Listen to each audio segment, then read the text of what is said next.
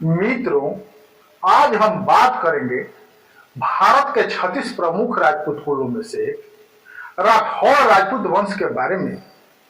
राठौड़ एक सूर्यवंशी राजपूत वंश है। इनके बारे में एक पंक्ति बोली जाती है, बलहट बांका देवड़ा, करतब बांका गौड़, हाडा बांका गाढ़ में, रण बांका राठौड़। यह वंश हिंदू महाकाव्य रामायण के पौराणिक नायक राम से जुड़ा है और इनके माध्यम से सूर्य देव से संबंधित है। यही कारण है कि राठौड़ स्वयं को सूर्यवंशी या सूर्य का परिवार भी मानते हैं। राठौड़ मूल रूप से पश्चिमी राजस्थान के मारवाड़ क्षेत्र, गुजरात के ईदर जिले में तथा बिहार के छपरा, मुजफ्फरपुर और कैमूर जिले में मुख्य रूप से निवास करते हैं। बिहार के कैमूर और उत्तर प्रदेश के चंदौली जिले की सीमा यानी कर्मनाशा नदी के दोनों तरफ इनकी काफी आबादी है। यहाँ इन्हें लोग मरहवर राजपूत वंश के नाम से जानते हैं। यहाँ बड़ौरा, रामगढ़, गोड़सरा, लबेदहा, मसाही, सहुका इत्यादि इनके मशहूर गांव हैं। मित्रों, अगर आप राजपूत हैं और आपको राजपूत होने पर गर्व है तो कमेंट में जय राजपूताना और अपने जिले का नाम जरूर लिखें, ताकि समझ में आए कि हमारे भाई देश के किस किस हिस्से में निवास करते हैं। जानकारी अच्छी लगे तो लाइक, शेयर और मेरे चैनल को सब्सक्राइब कर लें, ताकि और भी जानकारी आप तक पहुंचती रहे। अब आते हैं अपने विषय पर। इनका वंश सूर्य वंश है। इनकी प्रमुख गद्दी कनौज अर्थात गढ़वाला है। इनकी 24 प्रमुख शाखाएं हैं। मेड़तिया, जैतावत, सिंधल, भदावत, उदावत, चंपावत, कुंपावत, जोधा, बीका, जैतावत, जयमलोत, पतावत, वधेर, रूपावत, बलावत, चंदावत, रायपलोत इत्यादि। इनकी मुख्य रियासतें कनौज, मारवाड़, जंगल देश, मालवा है।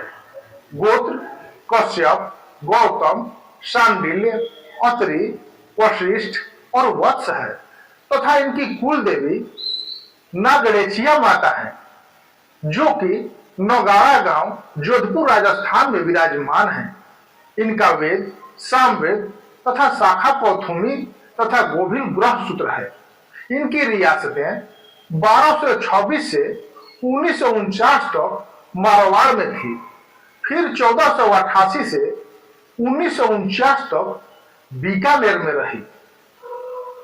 बट द्वारका गुजरात के किशनगढ़ में 1611 से 1949 तक, ईडर में 1728 से 1949 तक, रतलाम में 1651 से 1949 तक, सीतामऊ में 1701 से 1949 तक, सैलाना में 1730 से 1949 तक, कोटड़ा में 1350 से 1755 तक और अलीराजपुर में 1701 से 1949 तक रही।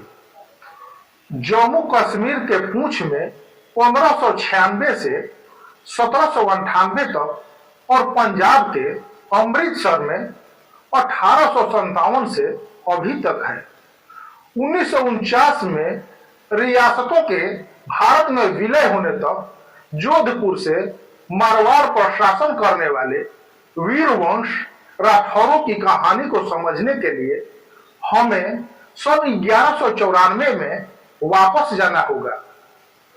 उसी वर्ष पूर्वी भारत में हजारों मील दूर मुस्लिम आक्रमणकारी शहाबुद्दीन मोहम्मद गोरी ने कन्नौज के शक्तिशाली जयचंद को पराजित किया था।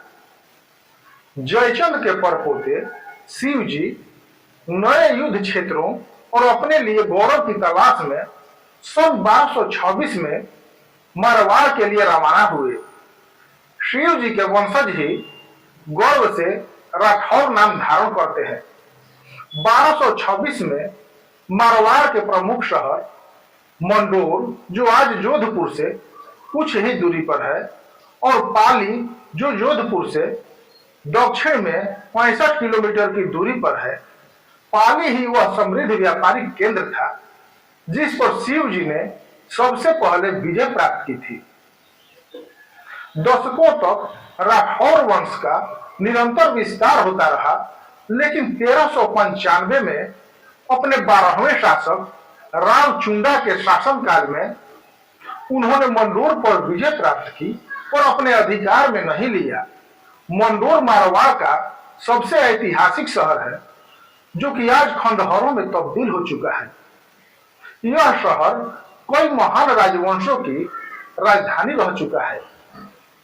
एक किंवदंती के अनुसार लंका के राक्षस राजा रावण, जिसने स्वयं भगवान राम को चुनौती दी थी, उसने मंडोर की राजकुमारी मंदोदरी से विवाह किया था। और यह सिर्फ किंवदंती ही है, इसका कहीं कोई प्रमाण नहीं है। 1292 में परिहार राजपूतों ने मंडोर को दिल्ली के खिलजी सुल्तानों के हाथों खो दिया और उसके बाद यह शहर 1395 तक दिल्ली सल्तनत के अधीन रहा। उसी वर्ष मंडोर के गवर्नर ऐबक खान ने अनाज पर कर के साथ साथ अपने घोड़ों को खिलाने के लिए पशुओं के चारे की भी मांग की, जो अंततः उसके पतन का कारण बना। इस निरंकुश शासक से तंग आकर परिहारों ने एक ऐसी योजना बनाई जो अपनी चतुराई में प्रसिद्ध ट्रोजन हॉर्स के बराबर और वीरता में उससे कहीं बढ़कर थी। 500 परिहार घास से भरी 100 गाड़ियों में छिपाकर किलेबंद शहर में घुस गए।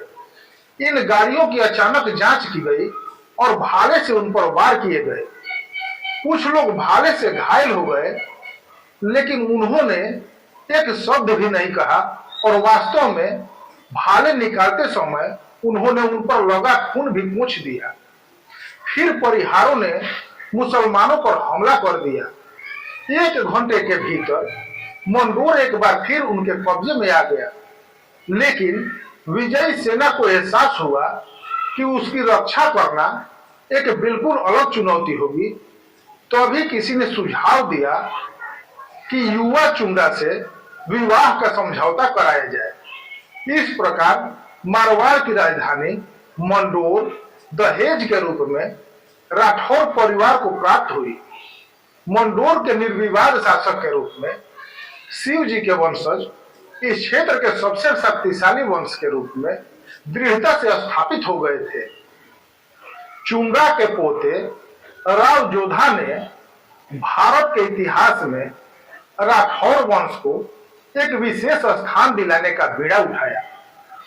उन्होंने भारत के सबसे भव्य किलों में से एक का निर्माण कराया और सबसे आकर्षक शहरों में से एक की स्थापना की। इस किले की नींव 12 मई 1459 को स्वयं जोधा ने मंडोर से मात्र 6 मील दूर पथरीले भाकुर चेरिया में रखी थी। शायद चेरिया नाथ जी के श्राप को ध्यान में रखते हुए जोधा ने यह सुनिश्चित करने के लिए कि यह स्थान शुभ सिद्ध हो, एक युवक को उसमें जिंदा दफना दिया। यह युवक राजिया बॉबी था, जिस राठौर वंश द्वारा उसके परिवार और वंशजों की देखभाल करने का वादा किया गया था। यह वादा निभाया गया है और राजिया के वंशज, जो आज भी राजबाग में रहते हैं, जोधा द्वारा उनके पूर्वज को विरासत में मिली संपत्ति में रहते हैं। ये आज भी महाराजा के साथ एक विशेष संबंध बनाए हुए हैं। राव जोधा का किला, जिस पर उन्होंने पूरे 9 लाख रुपए खर्च किए थे, उनके वंशज जोधपुर के वर्तमान महाराजा गज सिंह द्वितीय को 493 वर्ष बाद 1952 में विरासत में मिले किले से बहुत अलग था। यह बहुत छोटा था और वर्तमान में मौजूद 7 द्वारों में से केवल एक ही योद्धा ने स्वयं बनवाया था। जैसे जैसे राठौर वंश शक्तिशाली होता गया, मेहरानगढ़ जो उनकी शान का प्रतीक और उनकी शक्ति का आधार था, का विस्तार होता गया। लगभग हर शासक ने अपनी छाप छोड़ी और इसी में किले की अनूठी सुंदरता निहित है, क्योंकि आज यह विभिन्न शासन कालों और युगों, शैलियों और प्रभावों, मजबूरियों और सपनों का मिश्रण है। इसके 120 फुट ऊंचे प्राचीर और पत्थर की दीवारें, जो कुछ स्थानों पर 6 मीटर मोटी हैं, मालदेव की शक्ति की गवाही देती हैं, जिनके शासनकाल में राठौर वंश अपनी शक्ति के चरम पर पहुंचा था। शांति और समृद्धि के भव्य भवन महल हजारों रहस्य फुसफुसाते हैं। मुगल साम्राज्य के अंतर्गत धूर्त षड्यंत्रों, अपार धन दौलत और शाही विलासता की कहानी। मुख्य द्वार फतेहपुर और जयपुर 1707 में मुगलों के विरुद्ध और 100 वर्ष बाद जयपुर की सेनाओं के विरुद्ध प्राप्त महान विजयों की गाथा सुनाते हैं। वही प्राचीरें महाराजा अभय सिंह की तोपों को शान से लहराते हुए इन विजयों का विश्व के सामने गौरवपूर्वक बखान करते हैं। धीरे धीरे लोग जोधपुर की ओर पलायन करने लगे, जो थार क्षेत्र में सत्ता और समृद्धि का नया केंद्र था। अन्य महत्वपूर्ण मध्ययुगीन शहरों की तरह जोधपुर भी मूल रूप से एक 4 दीवारी वाला शहर था और जोधा के 4 दीवारी वाले जोधपुर में 4 पोल या द्वार थे, जिनमें से 3 आज भी मौजूद हैं। उत्तर में भागी पोल था, दक्षिण में सिंह पोल और दक्षिण पूर्व में भूमिया जी की घाटी की पोल। पूर्व की ओर का द्वार, जिससे सबसे अधिक लोग यात्रा करते थे, फुलेलाओ पोल था, जो आज भी अच्छी स्थिति में है। जोधा की राजधानी वास्तव में छोटी थी, क्योंकि ये द्वार भाकुरचेरिया की छाया में ही स्थित है। आज इस निरंतर विस्तारशिला शहर के सबसे नए हिस्सों से मेहरानगढ़ एक धुंधली आकृति मात्र रह जाता है। अपने संस्थापक के शासनकाल 1438 से 1488 के बीच की स्थिरता और समृद्धि के सम्मान में जोधपुर की मूल दीवारें उनकी मृत्यु के 50 वर्षों के भीतर ही छोटी पड़ गई और 1543 में जब शेर शाह सूरी, जिसने कुछ वर्षों के लिए दिल्ली के मुगल सिंहासन पर कब्जा कर लिया था, ने मारवाड़ पर आक्रमण करने की घोषणा की, तो तत्कालीन राठौर शासक राव मालदेव शहर की किलेबंदी पूरी करने के लिए विवश हो गए। उनकी बनाई दीवारें, जिन्होंने एक बार फिर जोधपुर को घेर लिया था, यह दीवारें 24,000 फीट लंबी, 9 फीट मोटी और 40 फीट ऊंची थी। उन्होंने 6 द्वार बनवाए। चांदपुर, जो चंद्र देवता के उदय के समान में पश्चिम की ओर मुख किए हुए था, उस दिशा का पहला द्वार था। अन्य 5 द्वारों का नाम उनके सामने स्थित प्रमुख राठौर किलों के नाम पर रखा गया था। दक्षिण में शिवाची पोल, दक्षिण पूर्व में जलोरी पोल, पूर्व में सोजाती पोल, पूर्व में ही मेटिया पोल और उत्तर पूर्व में नागौरी पोल। द्वार और दीवारें सरल और कार्यात्मक डिजाइन की थी। दीवारों पर निगरानी रखने और गोलीबारी करने के लिए चबूतरे और मीनारें बनी हुई थी। शेर शाह के समय में मालदेव की दीवारें जितनी मजबूत थीं, वे जोधपुर को लंबे समय तक रोक नहीं पाई।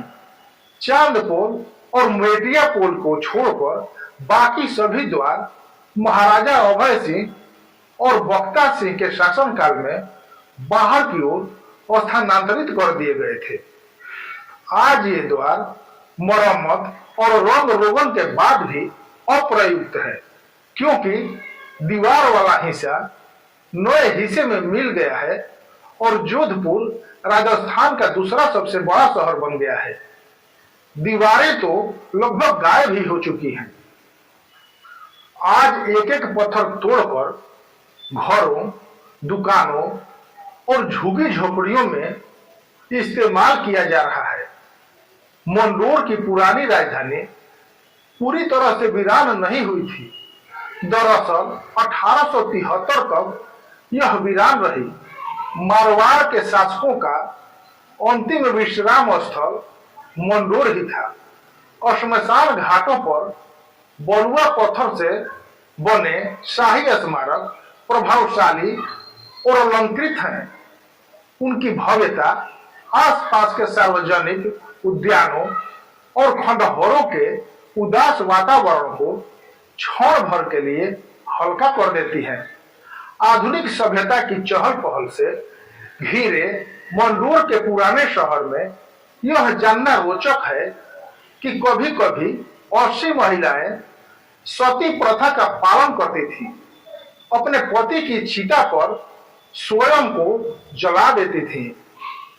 इनमें न केवल रानियां बल्कि दासियां और संगीतकार भी शामिल थीं। 1895 में शाही श्मशान घाट को मेहरानगढ़ से आधा मील दूर एक पहाड़ी पर स्थानांतरित कर दिया गया। जब महाराजा सरदार सिंह ने अपने पिता महाराजा जसवंत सिंह द्वितीय की अंतिम इच्छा पूरी करते हुए उनका अंतिम संस्कार वहीं करवाया। जसवंत थड़ा स्मारक चमकदार सफेद संगमरमर से बना एक शानदार स्मारक है और यह किले से या शहर के अधिकांश हिस्से से दिखाई देता है। मेहरानगढ़ और जोधपुर के उदय के साथ ही राठौर वंश का स्वर्ण युग शुरू हो गया। उनकी विजय यात्राएं व्यापक थी और दूरदर्शी योद्धा ने अपने भाइयों और पुत्रों को नई भूमि में ठाकुर या सामंत के रूप में स्थापित किया। वे शीघ्र ही देश के सामाजिक ताने बाने में समाहित हो गए और अब संपूर्ण मारवाड़ पर राठौरों का शासन था। 1488 में जोधा की मृत्यु के समय राठौरी राज यानी राठौरों का शासन पूर्ण विकसित हो चुका था। जोधा के बाद उनके पुत्र राव सताव शासक बने, जिन्होंने केवल 4 वर्षों तक शासन किया, लेकिन उन्हें मारवाड़ के महानतम शहीदों में से एक और राजपूत वीरता के उत्कृष्ट उदाहरण के रूप में याद किया जाता है। 1492 में मुस्लिम आक्रमणकारियों द्वारा अगवा की गई 140 ग्राम कन्याओं को बचाते हुए उनकी मृत्यु हो गई। दुख की बात है कि जो कि वीर भावना में आई गिरावट को दर्शाता है। वे तलवार से शहीद होने वाले अंतिम राठौर शासक थे। उनसे पहले के 15 शासकों में से 9 युद्ध के मैदान में शहीद हुए, जिनमें से 6 मुस्लिम सेनाओं के विरुद्ध थे। उनके बाद के 21 शासकों में से कोई भी शहीद नहीं हुआ। मित्रों, मिलते हैं किसी और राजपूत वंश की जानकारी के साथ। तब तक के लिए राम राम।